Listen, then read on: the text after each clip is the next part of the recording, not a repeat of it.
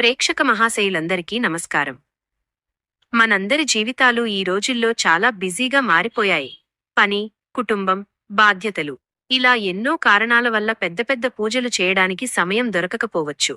కానీ భక్తి ఉంటే చిన్న పరిహారమే అయినా కూడా ఎంతో గొప్ప ఫలితాన్ని ఇస్తుంది. ఈ రోజు విశేషమైన ఏకాదశి సందర్భంగా మీరు తప్పకుండా చేయాల్సిన ఒక చిన్న కానీ శక్తివంతమైన పరిహారాన్ని ఇప్పుడు తెలుసుకుందాం. ముందుగా మీరు ఎక్కడి నుండి చూస్తున్నారో అక్కడే కూర్చుని ఓం నమో నారాయణాయ లేదా గోవిందా గోవిందా అని కామెంట్లో తప్పకుండా రాయండి. భగవంతుడి నామస్మరణ చేయడం ద్వారా కూడా మీకు పుణ్యం లభిస్తుంది. ఈ రోజు మీరు చేయగలిగే అత్యంత శుభప్రదమైన దానం స్వయంపాక దానం. మీకు అవకాశం ఉంటే ఏదైనా బ్రాహ్మణులను ఇంటికి పిలిచి వారికి స్వయంపాక దానం చేయండి. లేదా మీరు స్వయంగా దేవాలయానికి వెళ్లి బ్రాహ్మణులను వెతికి వారికి ఈ దానాన్ని ఇవ్వవచ్చు.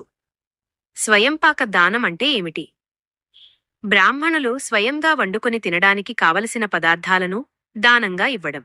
ఉదాహరణకు బియ్యం, పప్పులు, కూరగాయలు, నెయ్యి, పండ్లు లేదా వంటకు ఉపయోగించే ఇతర పదార్థాలను ఇవ్వడం. ఈ విధంగా స్వయంపాక దానం చేయడం వల్ల అన్నదానం చేసినంత పుణ్యం లభిస్తుంది అని శాస్త్రాలు చెబుతున్నాయి.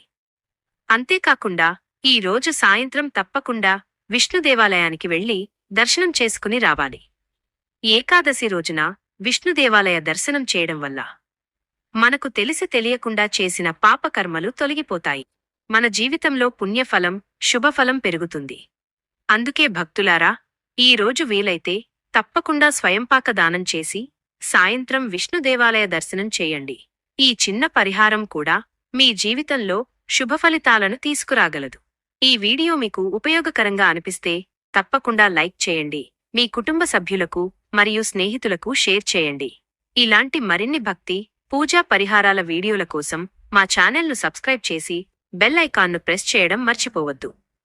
ధన్యవాదాలు. శ్రీమన్నారాయణుడి ఆశీస్సులు మీ అందరికీ కలగాలని